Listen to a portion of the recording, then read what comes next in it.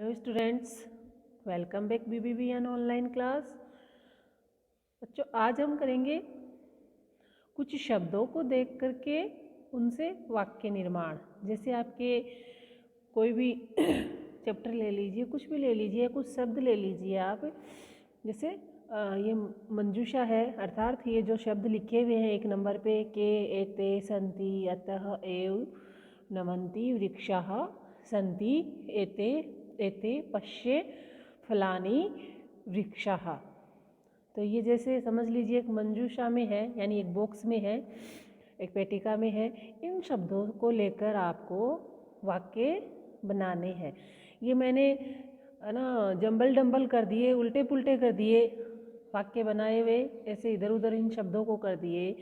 आपको इन शब्दों को पहले अर्थ आना चाहिए, कैसे वाक्य बनाएंगे आप, है ना। शब्दों को देख करके, मंजूषा में से शब्दों को देख करके वाक्य बनाइए। तो वाक्य बनाने के लिए छोटे छोटे ही बनाने हैं आपको। बनाने के लिए सबसे पहले जो ये शब्द हैं इनके आपको अर्थ आने चाहिए। कैसे बनाएंगे आप? इनके आपको अर्थ आने चाहिए।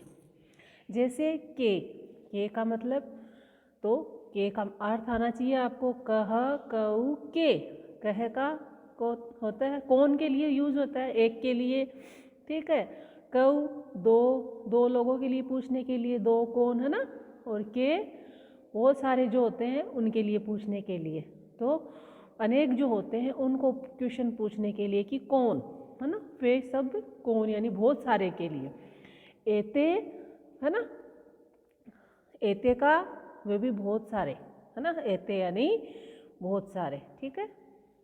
जैसे एतत यानी यह, एते यानी ये दो, और एतानी उसमें तो एतानी आ गया बहुत सारे। तत्ते तानी, है ना। एषः यानी यह एक के लिए, एतौ ये दो, और एते ये सब। तो एते का अर्थ यहाँ पे क्या हो गया, ये सब, ठीक है।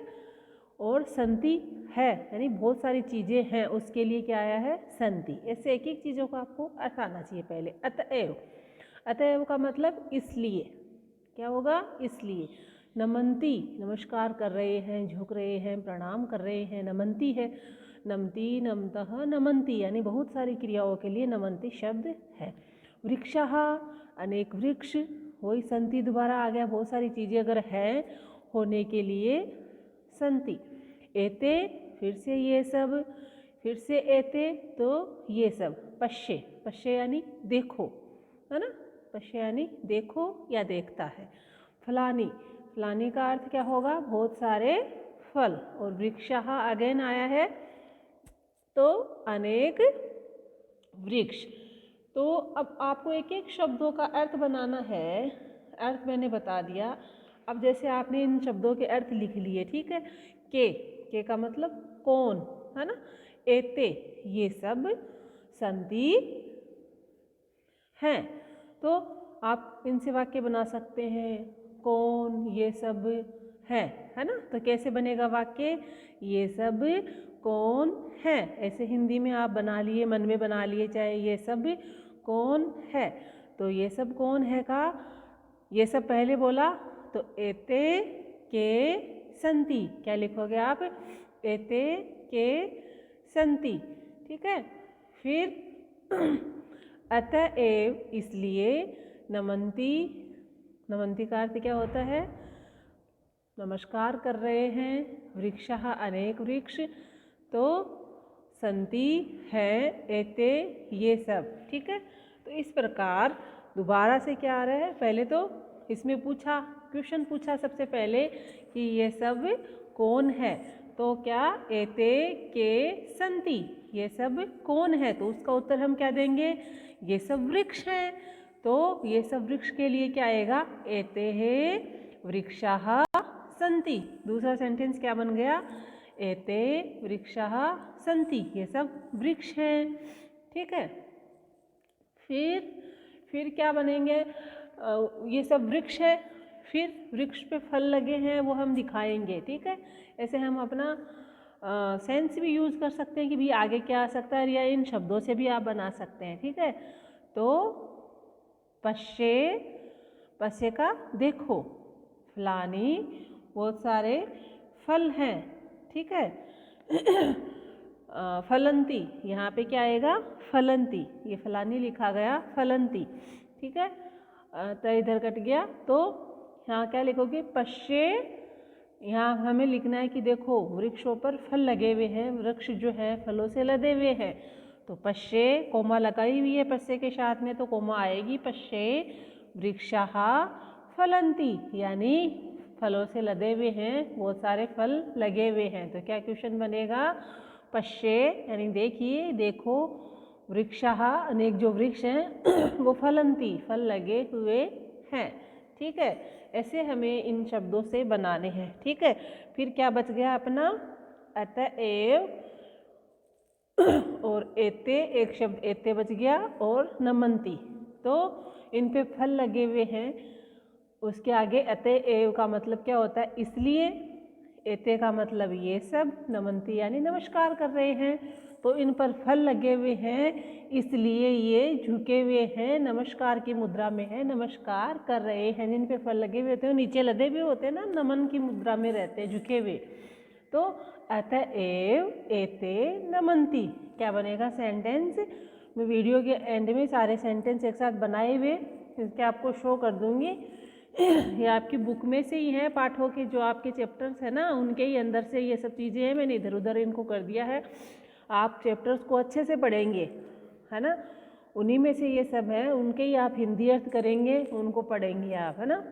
तो अतएव एते नमंती, ठीक है। दूसरा अपना है शब्द दिए हुए हैं संति, वही संति का अर्थ मैंने बता दिया अभी